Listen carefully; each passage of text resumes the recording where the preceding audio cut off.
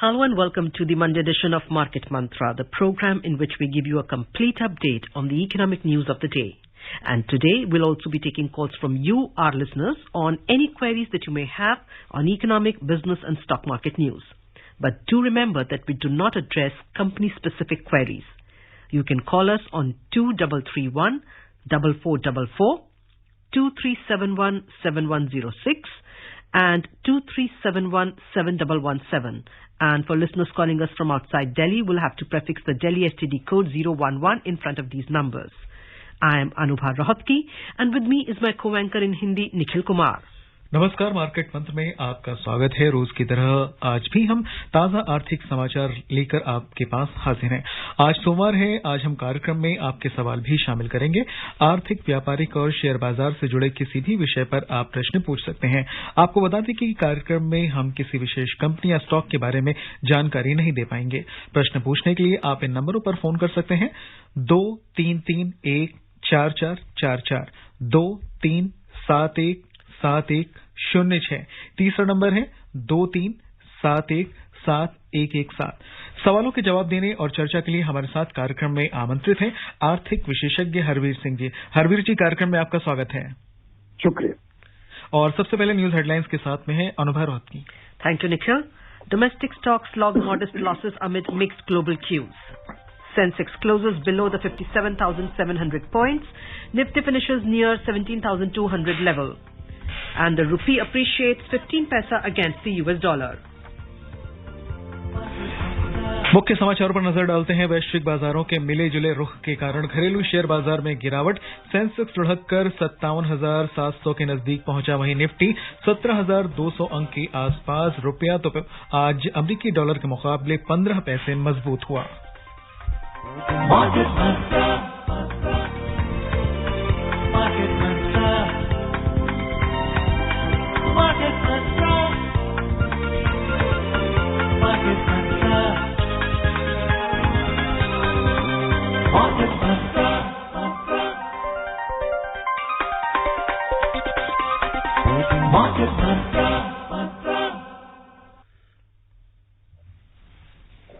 वैश्विक शेयर बाजारों के मिले जुले रुख और शुरुआती बढ़त के बाद घरेलू शेयर बाजार आज गिरावट के साथ बंद हुआ। सेंसेक्स आज 58,700 के स्तर पर आ गया, जबकि निफ्टी 17,200 अंक के आसपास आकर बंद हुआ। बॉम्बे स्टॉक एक्सचेंज का सेंसेक्स 149 अंक यानी 0.26% घटकर 57,684 पर बंद हुआ। उधर नेशनल स्टॉक एक्सचेंज का निफ्टी 70 अंक यानी 0.4% गिरकर 17,207 पर आ गया। विस्तारित बाजार की बात करें तो बीएसई मिड कैप और स्मॉल कैप सूचकांक में भी गिरावट देखी गई। बीएसई मिड कैप 0.8% लुढ़क गया और स्मॉल कैप सूचकांक में 2.2% की गिरावट आई। The Sensex and the Nifty today witnessed modest losses, pairing early gains amid mixed global cues. The Sensex closed below the 57,700 level, while the Nifty ended near the 17,200 level. The Sensex fell 149 points or 0.26% to finish at 57,684, while the Nifty lost 70 points or 0.4% to settle at 17,207. In the broader market at the BSE, the mid-cap and the small-cap underperformed the Sensex. The mid-cap declined 0.8% and the small-cap index plunged 2.2%. In the Sensex pack, 10 companies logged gains while 20 witnessed losses. Wipro was the top gainer as it rose 1.5%, followed by Infosys, which added 1.4%. Power Grid gained 1.2%. On the other hand, Sun Pharma plunged 2.4%, TCS declined 2% and ITC fell 1.7%. In sectoral indices at the BSE, all indices fell except BankX, which gained 0.2%. Oil and gas declined 2.2%, while metal and utilities both ended 1.9% down. Power and basic material both fell 1.7%. The overall breadth of the BSE trade was negative as shares of 675 companies gained, while 2,817 fell. Shares of 126 companies remained unchanged. And we have been joined online by our first caller of the day, that is Hasmukh Dedia from Mumbai. Mr. Dedia, welcome to the program. Please ask your question. Yeah, good evening, Market Mantra team. Good evening. Aapka prashn. Yeah, my question to Mr. Arvind Singh is that in a given situation of high inflation and war and almost, we are on the verge of war. What is your advice? Which sectors for a small investor should look into for about 1 to 2 years horizon? My question number 2 is that RBI is going to wait to increase the interest rate up to April, or they will bite the bullet before that? Mr. Singh. Thank you. Very important question. Due to this inflationary pressure and all, and you're right that there is a huge pressure on the market due to this geopolitical situation, which is basically happening in Russia and Ukraine, and these NATO countries are also part of that. So it is affecting the fuel prices as well as markets are not there at an ease completely due to this reason. And the situation is very volatile. Hello? And our market is also witnessing that kind Hello? of volatility. On a good note, little bit in the morning, then it came at 14 and Biden meeting is not happening, then again it affected the market, and FI is continuously selling. All these sectors are affecting Indian market at this moment. First, I will want to answer the RBI thing. I think now inflation already just crossing the level which is allowed RBI through with agreement with the government, that 4% plus minus 2. Maybe right now, in the last policy meet, RBI gave the weightage to the growth, but I don't know that it will remain continue like that, because oil pressure is also a direct inflationary pressure in the country. In such a volatile market and given the circumstance situation, it is not necessary that war will happen. I think there are very remote chances, but environment is it's like that. But I don't think that it may happen in this situation.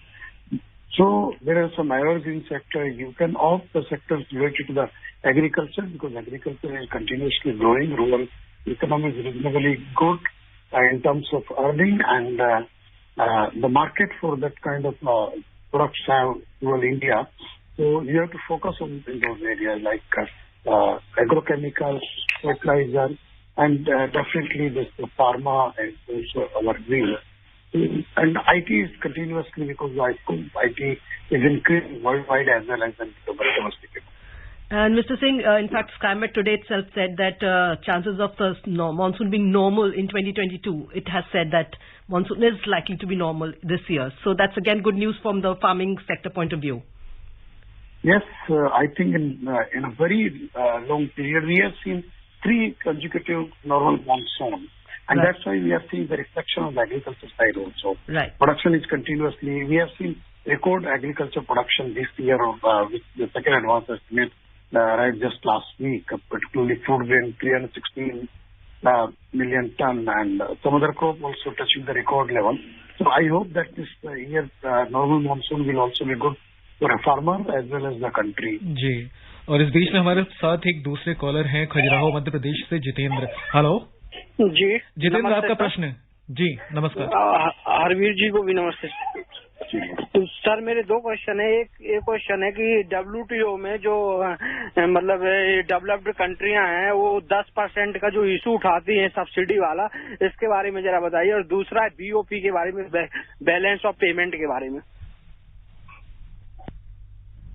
Hello जी हरवीर जी. जी हाँ, balance of payments तो हम लोग जो trade करते हैं, जो forex हम earn करते हैं और जो हम अपना खर्चा करते हैं, उसके बाद जो बैलेंस बनता है उसको बैलेंस ऑफ पेमेंट्स के हिसाब से हम लोग देखते हैं जो फॉरेक्स का.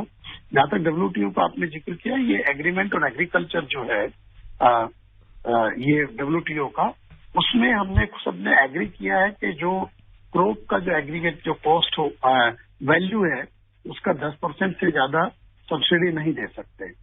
ये होता है इसमें, और इसको अगर ब्रीच करता है कोई कंट्री, उसके अगेंस्ट पे WTO एक्शन लेता है. वहाँ पे एक डिस्प्यूट सेटलमेंट मैकेनिज्म है, उसमें लोग जाते हैं जो है. But at the same time ये भी है कि जैसे हम लोग के मसले में ये कुछ क्रॉप ऑलमोस्ट टचिंग 10% अगर उस तरह से देखें, लेकिन जो कैलकुलेशन का फॉर्मूला है वो ठीक नहीं है. वो जो 8वें दशक का जो प्राइस फैक्टर जो लिया हुआ उस वक्त असेस करने का, वो व्यवहारिक नहीं है। इसलिए जो एक मिनिस्ट्रियल मीटिंग होना था पीछे WTO का, जो कि नहीं हो पाया दिसंबर में, और उसमें अब ये है कि उसका नया एजेंडा है, वहां पे भी काफी सारे प्रेशर है। और उसमें ये एक मसला है कि ये जो कैलकुलेट करने का तरीका है सब्सिडी को, वो बदला जाए, क्योंकि जो डेवलप्ड कंट्रीज हैं उन्होंने जो अपनी एग्रीकल्चर सब्सिडीज हैं वो ज्यादातर ग्रीन बॉक्सेस में ली हुई है और दूसरे से बॉक्सेस में ली है, जो कि इस कैलकुलेशन में नहीं आती है।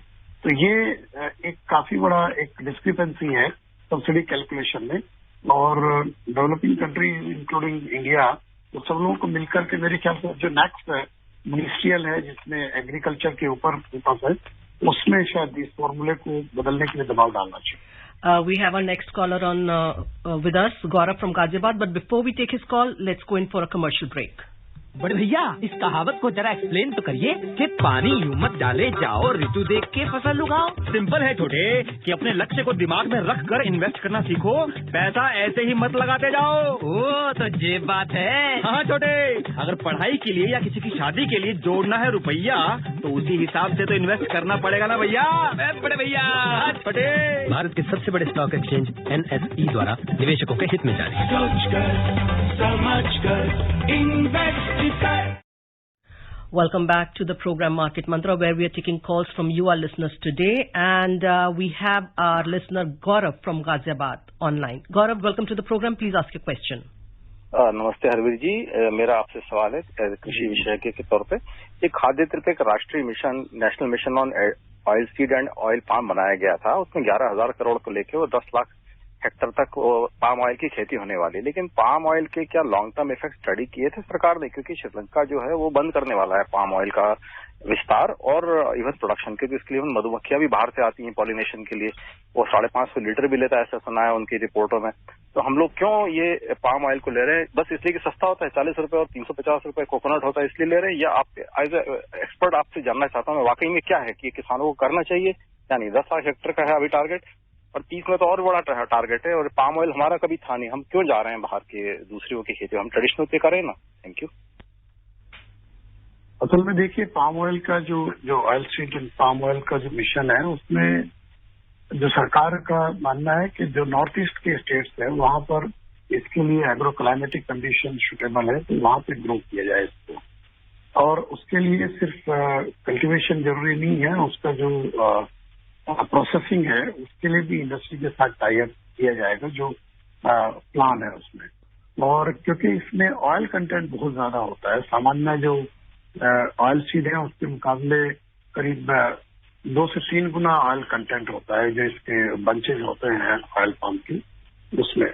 और हम लोग एक डेफिसिट कंट्री है एडिबल ऑयल में, हमारा अपना जो जरूरत है उसका हम करीब 2/3 जो है हम लोग इम्पोर्ट से काम चलाते हैं। तो एक तो ये है कि इम्पोर्ट डिपेंडेंसी घटे, और पाम ऑयल का इम्पोर्ट लंबे टाइम से हम लोग कर रहे हैं। हम लोग शायद सबसे बड़े इम्पोर्टर हैं, और श्रीलंका नहीं, इसमें जो मेजर प्लेयर है वो इंडोनेशिया और मलेशिया है, जो दुनिया का लगभग 3/4 पाम ऑयल का उत्पादन करते हैं। तो और इंटरनेशनल मार्केट में वो एडिबल ऑयल मार्केट को काफी कम्पीट करता है पाम ऑयल। जाहिर सी बात है उसका दाम कम बाकियों से कम होता है, और एक तरीके से बेंचमार्क की तरह भी काम करता है। बाकी ऑयल उसके प्राइस के हिसाब से मूव करते हैं। तो हमारा प्रॉब्लम ये है कि जो बाकी हमारे ट्रेडिशनल ऑयल सीड है उसमें अभी हमारा इतना पोटेंशियल नहीं है कि इतनी तेजी से हम लोग उत्पादन करके जो गैप है उसको फिल कर पाएंगे। तो इसलिए ये सरकार विकल्प देख रही है कि अगर हमारा जो इस तरह का जो हिस्सा है देश का, जिसमें पूर्वोत्तर के राज्यों को चिन्हित किया गया, कुछ दक्षिण के राज्य हैं, वहां पर ऑयल पाम का कल्टीवेशन करें, और वहां से ये फिर हम एक जो सेल्फ सफिशिएंसी जो है हमारी खाद्य तेलों में, उसको पूरा कर पाए। नासिक से योगेश हमारे साथ जुड़ चुके हैं। हेलो। हाँ योगेश जी, आपका प्रश्न पूछिए। हाँ, नमस्कार मनी मंत्रा टीम। नमस्कार। मेरा सवाल यह है आपसे कि डेली ट्रेडिंग में FII का सेलिंग और बाइंग वो मार्केट पे काफी इम्पैक्ट डालता है। तो क्या कोई ऐसी व्यवस्था है कि FII की क्या चल रहा है, वो बाइंग के मूड में है, सेलिंग के मूड में है? मैं ये जानना चाहता हूँ। Thank you. ये तो एक बड़ा मुश्किल सा होगा कि आप कैसे ट्रैक कर पाएंगे कि FII इट्स नॉट पब्लिक तो होता तो है, जब उनका एक नंबर कैलकुलेट होता है कि कितना उन्होंने बाइंग की, कितना सेलिंग किया, बट वो डायरेक्टली आप उसको लाइव तो ट्रैक नहीं कर पाएंगे, क्योंकि एफआईज के जो उनका जो टीम है वो अपने हिसाब से किस स्टॉक्स में खरीद रहे हैं, किस में बेच रहे हैं, ये एक मैसिव काम होता है, तो it is not very easy. बाकी नंबर्स तो बाद में आपको पता लगता ही है कि इस बार एफआईज का इनफ्लो रहा है या आउटफ्लो ज्यादा रहा। And now we have Mr. Gurunath from Thane with us. Mr. Gurunath, welcome to the program. Please ask your question. अपना सवाल पूछे। जी मैम, नमस्कार जी। हरवीर सिंह जी को नमस्कार। सर मेरा क्वेश्चन है, सर ये जो रेटिंग एजेंसी जो इंटरनेशनल लेवल पे सर ये काम करती है, जैसे मूडी बीडी हो गए सर, ये कभी कभी हमारे जो इकोनॉमी है उसके बारे में नेगेटिविटी फैलाते रहते हैं सर। कुछ आंकड़े ऐसे गलत देते हैं कि मतलब जीडीपी के बारे में या फिजिकल डेफिसिट, तुम्हारा इनकम इतना खर्चा है सर। एक प्रकार से लोग एफडीआई को आने से हमारे देश में जैसे कि रोकते हैं, और जो एफडीआई जो बड़े इन्वेस्टर होते हैं ये लोग भी उनके एडवाइस लेने पहुंचते हैं कि उस देश के क्या हालात है सर। क्या हमारे देश के गवर्नमेंट सर इसके बारे में कुछ एक्शन लेती है सर? Thank you. देखिए, जो रेटिंग एजेंसी है जिनकी आप बात कर रहे हैं कि मूडीज हो या दूसरी जो रेटिंग एजेंसी है, वो एक तरीके से इंडिपेंडेंटली काम करते हैं और उसको आप बड़ा आसानी से कहना मुश्किल होता है कि किसको फेवर किया या डिसफेवर किया। इवन एक टाइम में एक रेटिंग एजेंसी ने यूएस की इकोनॉमी को लेकर के भी सवाल खड़ा कर दिया था। ये बात अलग है कि वो थोड़ा कंट्रोवर्शियल हुआ बाद में, क्योंकि जो उस वक्त के हेड थे उनको बाद में हटाया गया। तो उस तरफ तो ये भी कह सकते हैं कि आपने अगर वहां की रेटिंग को अफेक्ट करने की कोशिश की तो आपको उसका डायरेक्टली नहीं इनडायरेक्टली खामियाजा भुगतना पड़ा। और ये है कि हमारे कंट्री की जो इकोनॉमी है उसको लेकर के भी उनका रेटिंग आता है और कभी वो स्टेबल करेंगे या नेगेटिव करेंगे, बट उनका एक अपना फॉर्मूला है, उनके अपने पैरामीटर्स हैं। यूजुअली दुनिया में उनके ऊपर बहुत ज्यादा सवाल उस तरह से नहीं होते कि वो बायस्ड हैं, क्योंकि जो खासतौर से सही कहा आपने कि जो दो तरीके के लोग हैं, एक तो जो लैंडिंग एजेंसी है जो जिनसे कंपनियां या सरकारें बोरो करती हैं, वो उनकी रेटिंग को काफी महत्व देते हैं और जो निवेशक है वो काफी महत्व देते हैं। तो ये है कि अगर रेटिंग वीक होती है तो हमारी कंपनीज को इंटरनेशनल मार्केट में बोरोइंग महंगी पड़ जाती है, तो उसके असर बहुत ज्यादा होता है। लेकिन अब ये है कि इतना आसानी से कहना मुश्किल है, और सरकार तो उस तरीके से तो प्रभावित नहीं कर सकती उनको कि वो रेटिंग क्या देंगे क्या नहीं। बलरामपुर से हमारे एक कॉलर है रिंकी, जो प्रश्न पूछना चाहते हैं। हेलो हेलो, नमस्ते सर। जी नमस्ते, आपका प्रश्न पूछिए। जी सर, बिल्कुल आपके साथ एक्सपर्ट है, उन्हें मेरा नमस्ते सर। मेरा क्वेश्चन है कि सर अगर मान ली मैंने कोई उद्योग लगाया या फिर लगाने के लिए सोच रहे हैं, फिर कोई ऐसे व्यक्ति मिल जाता है जिसे बिचौलिए कहते हैं, अगर वो मिल जाता है कहते नहीं आप इस एरिया में लगाइए, यहाँ लगाइए, हम आपको बहुत अच्छे से बताएंगे कि आप लगाइए, आपका मुनाफा होगा या कुछ ऐसा भी होगा, लेकिन लास्ट में हमें ये पता है कि उन्होंने झांसा दिया, हमें उसमें फंसाया, आश्वासन दिया, उसके बाद में मेरा पैसा हड़प लिया और खा के फिर चले गए, हमारा कुछ भी नहीं हुआ। ऐसे ही अगर हम मुकदमा दायर करते हैं तो क्या मेरा पैसा वापस हो जाएगा या फिर हमें पैसे से हाथ धोना पड़ेगा? धन्यवाद सर। देखिए, ये तो बड़ा साफ कहा जाता है कि जब आप निवेश करते हैं तो सोच समझ के निवेश करें, कि आप पहले जानकारी हासिल करें, उसके बाद जो इन्वेस्टमेंट का डिसीजन है वो करें। और ये अगर कोई एजेंसी या ऑर्गेनाइजेशन है या कोई इन्वेस्टमेंट अपॉर्चुनिटी शो करते हैं, वो गलत तरीके से पैसा लेते हैं, तो उसके लिए जो रेगुलेटर है वही फैसला लेगा। जो है ये आपका सेबी करती है या फिर जो कॉर्पोरेट अफेयर्स मिनिस्ट्री है वो भी रेगुलेटर का काम करते हैं कई जगह, या आपका आरबीआई करता है। तो लेकिन आपका ग्रीवांस वहीं पे सुना जा सकता है, जो कि उसका रेगुलेशन जहाँ पे है, जो रेगुलेटर है वहां पर। लेकिन ये फैक्ट है कि ये तो निवेशक को उस वक्त बड़ा ध्यान रखना है कि उन्हें इन्वेस्टमेंट कर रहे हो एग्जैक्टली उनको उसको लेकर के कितनी समझ है, कितनी जानकारी है। इसलिए ये एडवाइस भी किया जाता है कि इनिशियली आप म्यूचुअल फंड रूट अपना लें, क्योंकि वहां पे एक्सपर्ट्स हैं, इन चीजों को समझते हैं और आपका एक मुश्त इन्वेस्टमेंट नहीं होता। फिलहाल वक्त हो चला एक छोटे से ब्रेक का। ब्रेक के उस पर आपसे और भी बातें होंगी। बड़े भैया, इस दोहे को जरा एक्सप्लेन तो करिए कि बिना विचारे जो करे सो पाछे पछताए। काम बिगाड़े आपनो जग में हो फसाए। सिंपल है छोटे, कि बिना विचार किए अगर आप इन्वेस्टमेंट करेंगे तो बाद में पछताएंगे और लोग हंसेंगे। वो तो ये बात है। हाँ छोटे, लोगों की बातों में मत पड़िए, इन्वेस्टमेंट सोच समझ कर आज से ही करिए। बड़े भैया। अरे छोटे, भारत के सबसे बड़े स्टॉक एक्सचेंज NSE द्वारा निवेशकों के हित में जारी। सोच कर समझ कर इन्वेस्ट कर। स्वागत है आप सभी श्रोताओं का एक बार फिर से मार्केट मंत्रा में। और आगे बढ़ने से पहले रुपए पर नजर डाल लेते हैं। अंतर बैंकिंग विदेशी मुद्रा बाजार में आज रुपए ने डॉलर के मुकाबले 15 पैसे की बढ़त दर्ज की। घरेलू मुद्रा बाजार में रुपया $1 की तुलना में 74 रुपए 52 पैसे पर बंद हुआ। 6 अन्य प्रमुख मुद्राओं की तुलना में डॉलर की मजबूती मापने वाला डॉलर सूचकांक दिन के कारोबार में 0.12% की बढ़त से 95.93 पर था। रूस और यूक्रेन के बीच चल रहे विवाद के कारण एशियाई शेयर बाजार में आज गिरावट का रुख देखा गया। उधर अमेरिका ने भी चेतावनी दी है कि रूस किसी भी समय यूक्रेन पर हमला कर सकता है। वैश्विक परिस्थितियां फिलहाल ऊर्जा क्षेत्र में कीमतों को बढ़ा रही हैं, जिसका असर महंगाई पर भी पड़ रहा है। इस बीच जापान के निक्केई 225 के कारोबार में 0.8% की कमी आई, जबकि हांगकांग के हेंग सेंग में 0.7% की गिरावट दर्ज हुई। वहीं दक्षिण कोरिया का कॉस्पी और चीन का शंघाई कंपोजिट सूचकांक आज अपने पूर्व स्तर पर बने रहे। सिंगापुर के स्ट्रेट्स टाइम सूचकांक ने 0.2% की बढ़त के साथ कारोबार किया। यूरोपीय बाजारों की बात करें तो ये आज दिन के कारोबार में धीमा रहा। फ्रांस की कैक में 1.1% की गिरावट दर्ज हुई, जबकि जर्मनी का डेक्स 0.7% लुढ़क गया। वहीं लंदन का FTSE 100 0.2% नीचे आ गया। फिलहाल हमारे साथ फोन लाइन पर हमारे कॉलर है चेन्नई से Rajagopal. Hello ji Rajagopal, ask your question. Sir, good evening, sir. Good evening to Market Mantra team. Good evening. My doubt is, sir, I am having 50,000 rupees amount with DP, and they are again asked me to deposit some amount. This, how is this? Fund is safe with DP, sir. Ji Harveer ji, he has some money with the DP, and he wants to know whether the money is safe with his DP, the DP. The demat. Can you explain post office deposit or a provident fund? Yes, Mr. Rajgopal, Mr. Singh wants to know whether you're talking about a fixed deposit or whether you're talking about a demat account. Because I have invested this, I am very, very small investor. And to get into trading of equities and mutual funds.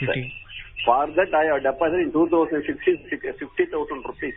And that amount, they have bought some equities and that's all. Now there is no amount left. So they are telling me if only you deposit further amount, we can start trading, buying equities and all that. For that, I want to know before I deposit that money, sending them that money to the DP, I want to know how safe is the money deposit by a small retail investor with the DP. Right. He's talking about a demat account basically. Demat account. Maybe basically you see is what kind of exposure he has into the equity market, and if he wants to get involved into this day trading or through frequent trading through his broker or so to the demat account. So he has to find out how much exposure he has, and definitely they may need some margin money or they must be asking him for some deposit. So, but it is what kind of rights you have given to that company or broker to use your money, it is very important to know. Then you have to be careful on that point.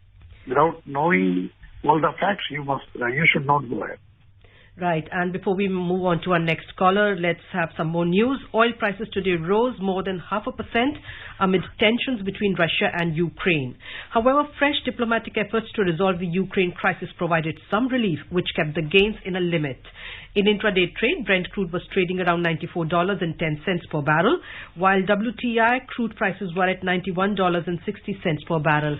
And now we have Mr. Rajveer from Gurugram with us on the line. Mr. Rajveer, welcome to the program. Please ask your question.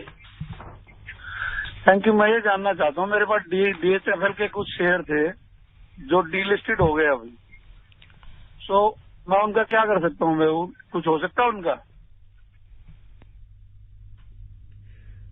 तो देखिए बड़ा मुश्किल है। Delisted share है तो उसका trading तो होगी नहीं।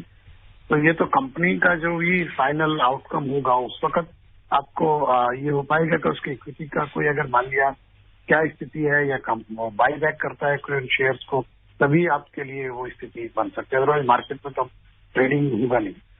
And Mr. Rajbir, you can also write to the company secretary about this and, find out more from them, whether, what you can do with the shares, whether those shares are of any value to you anymore or not, or whether you can trade them or not. और श्रोताओं को बता दें कि multi commodity exchange के अप्रैल के वायदा कारोबार में सोना आज 80 रुपए की गिरावट पर रहा और ये 50,035 रुपए प्रति 10 ग्राम के स्तर पर दर्ज हुआ. वहीं चांदी मार्च के वायदा कारोबार में 440 रुपए घटकर 63,500 रुपए प्रति किलोग्राम के स्तर पर दर्ज हुई. वैश्विक बाजारों की बात की जाए तो सोना उछाल के साथ $1,896.60 प्रति औंस के स्तर पर रहा, जबकि चांदी बढ़त से $23.80 प्रति औंस के स्तर पर दर्ज हुई. And now we have Mr. Subhash from Mumbai with us. Mr. Subhash, welcome to the program. Please ask your question. Sir, मेरा सवाल इनकम टैक्स के बारे में है. इनकम टैक्स है आपकी आवाज साफ नहीं है सुभाष जी. एक तो आप अपना रेडियो वहां से अपनी आवाज कम करिए, उसकी रेडियो की. आपकी आवाज साफ नहीं आ रही. फिर से सवाल पूछें. Income tax payer, if he has got any disabled dependent in his family, he is entitled for some deduction under section 50D. What is the quantum and requirements of that claiming that deduction? Oh, so he wants to know whether a person who has a disabled person dependent on them and they are entitled to some exemption, deduction. What is the process for filing for that deduction or exemption? No, actually, it is already there in the finance bill. And this year, the government has also given some relaxation. If the age of the disabled person is higher, even in that case, you can have this deduction facility available, or you can save the money you are spending on the treatment of you have bought some policy for him or her. So, whatever deduction is available, you can avail that. And this was the I think very important aspect about the age of the disabled person. Right, and here we'll have to, this is all we have time for today, and so it's time for us to say thank you to our expert. Thank you so much for joining us, Mr. Harbir Singh, and answering our the queries of our listeners. और अंत में मुख्य समाचार एक बार फिर. वैश्विक बाजारों के मिले जुले रुख के कारण घरेलू शेयर बाजार में गिरावट रही. सेंसेक्स लुढ़ककर 57,700 अंक के नजदीक पहुंचा. वहीं निफ्टी 17,200 अंकों के आसपास. और रुपया दोपहर के कारोबार में अमेरिकी डॉलर के मुकाबले 15 पैसे मजबूत हुआ. Domestic stocks log modest gains, modest losses amid mixed global cues. Sensex closes below the 57,700 points. Nifty finishes near 17,200 level, and the rupee appreciates 15 paisa against the US dollar. And that's it in this edition of Market Mantra. Namaskar. बड़े भैया, इस कहावत को जरा explain तो करिए कि नाच ना जाने आंगन टेढ़ा. सिंपल है छोटे, इन्वेस्टमेंट डांस की तरह है. अगर ध्यान से सोच समझ कर करोगे तो मस्त रहोगे, और अगर लापरवाही की बाजू वाले से भिड़ोगे. ओ, तो ये बात है. हाँ छोटे, इन्वेस्ट करने से पहले पूरी जानकारी जुटाइए और बाजू वाले की नहीं, अपनी अकल लगाइए. बड़े भैया, अरे छोटे, भारत के सबसे बड़े स्टॉक एक्सचेंज NSE द्वारा निवेशकों के हित में जारी. Market Mantra brought to you by National Stock Exchange.